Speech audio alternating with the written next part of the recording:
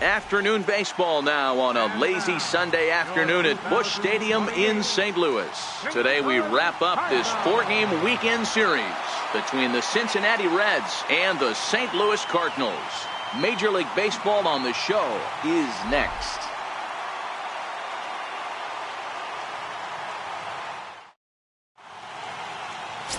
Johnny Washington gets the start for St. Louis in this one. Dan, any thoughts? 1.3 area and above range. It's a little higher than league average.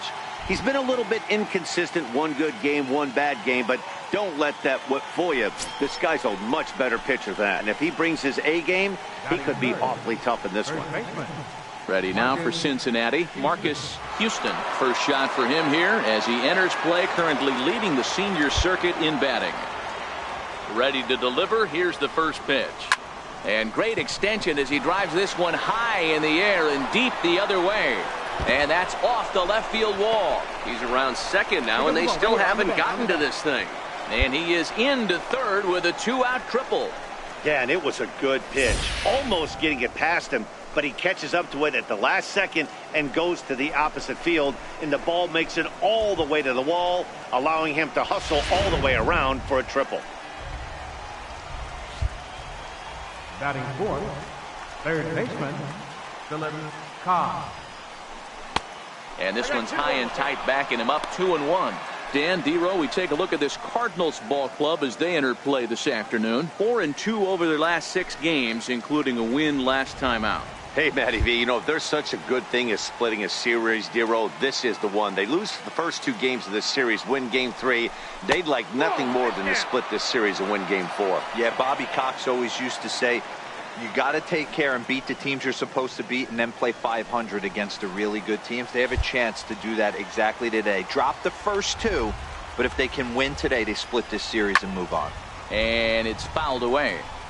I know it's a guessing game, but usually when you flip that coin, it better come up fastball at this level. You cannot be late right there. That was right in the wheelhouse. Now the payoff pitch home. He loses him on ball 4. Yeah, well, when a guy's swinging the bat as well as he's been, this is a smart move. No reason to tempt fate out there. At the plate, Mariano Diaz, to show you what he did in May versus what he's done so far at the plate in June.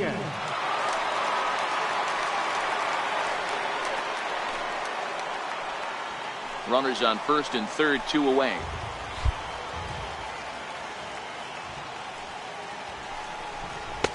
He's fallen behind now, 3-1. Well, you don't need us to tell you it's really starting to come down out there. I can't imagine the umpires will let this go too much longer if it doesn't ease up. Well, you could say that again, Matt. It's raining cats and dogs out there. Make sure you don't step in a poodle. I think it's time to get the grounds crew out. There's the good fastball, and he can't catch up. 3-2. And set up behind the plate is Kenny Jansen as you see the rest of the umpiring crew there. You know, Kenny Jansen, Dero, he's kind of hard to figure out. Doesn't give a lot on the edges.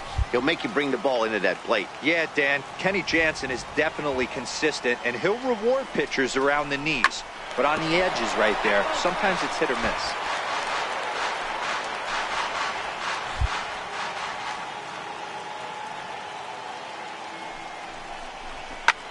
Hit the other way out toward right field. Moving under it, Garcia. And that retires the side. No runs, a hit, 2 left. And now the Cardinals get their first shot at it here. No score.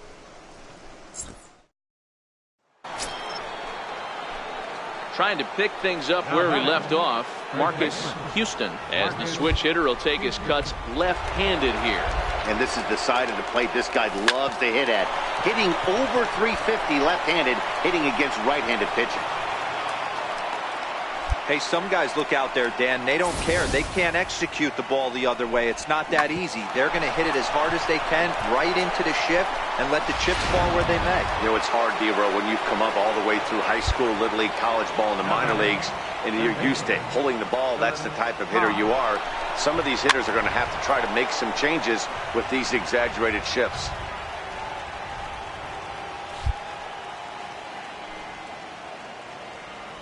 Working for the punch out and the offering. In the dirt, and now let's see. Pitch is in the dirt and knocked down, and he'll make it into second easily with a stolen base. Once the catcher realized that pitch was going to be a worm burner, I think he gave up on worrying about trying to throw out the stealing base runner. That was a good job of just keeping it close and preventing the runner from maybe going all the way around to third.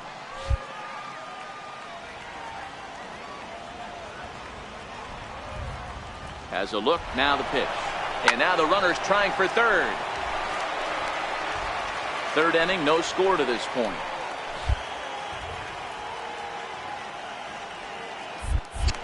Pickoff move to second, and the runner back.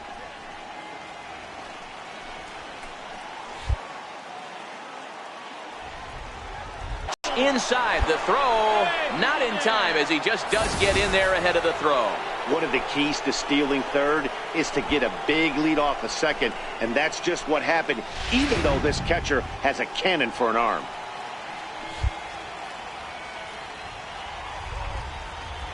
Now the 3-2 pitch, and he fouls this one off.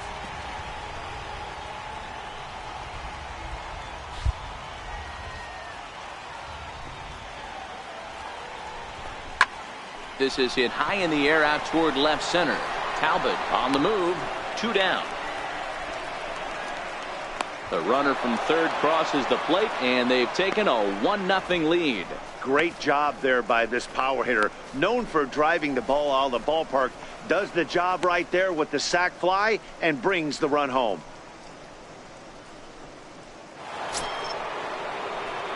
Ready for another chance? Marcus Houston. He singled his last time up. Marcus Houston. First pitch on its way. Now a swing and a deep drive to right. And it's gone as they add still another.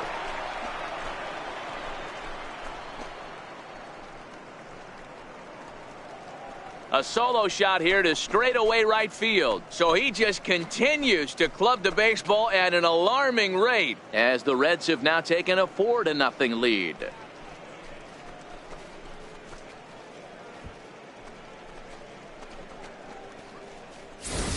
I guess the pitchers haven't been talking in the dugout because it looks like they've learned nothing about this guy. He's torched them for 4 home runs this series, and they're still giving him pitches to hit.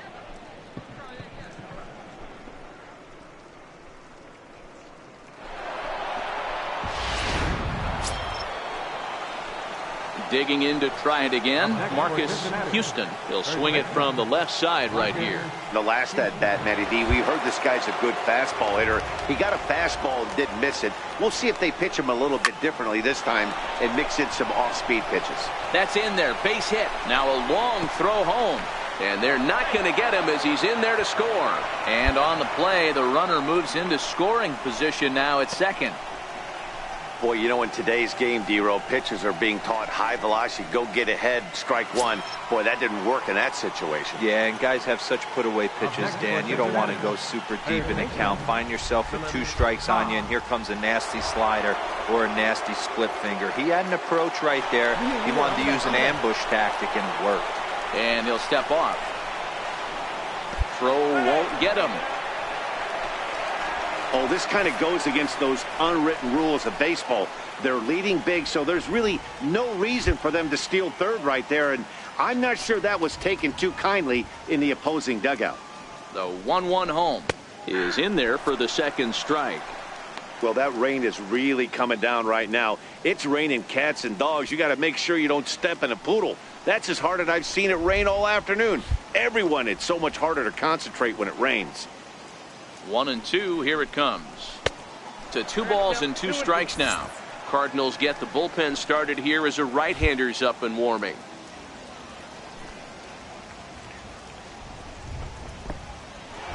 In the dirt and blocked behind the plate.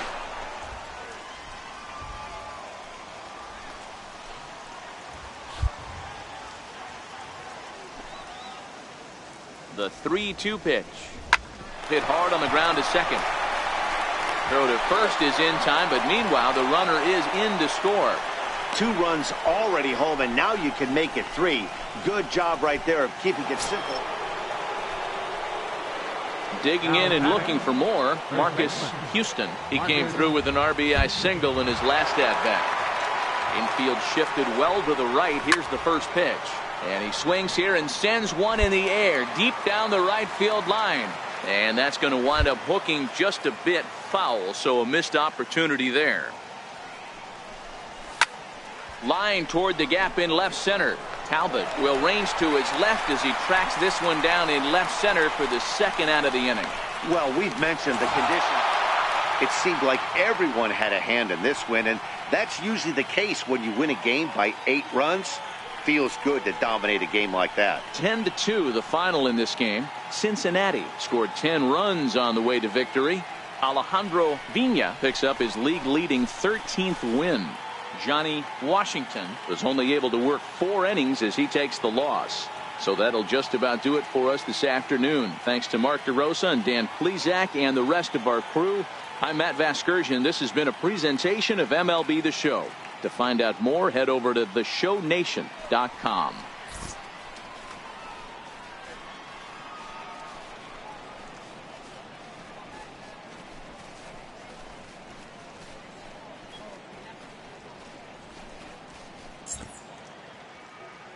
The final line score for our ball game this afternoon for the victorious Cincinnati Reds: 10 runs, 13 hits, 1 error. They left 10 men on base. For St. Louis, 2 runs, 7 hits, 4 errors. They left 16 runners on base. Time of the ball game, 3 hours and 30 minutes. Our paid attendance this afternoon, 46,000. The Cardinals would like to thank you for joining us in baseball heaven and remind you to please drive home safely.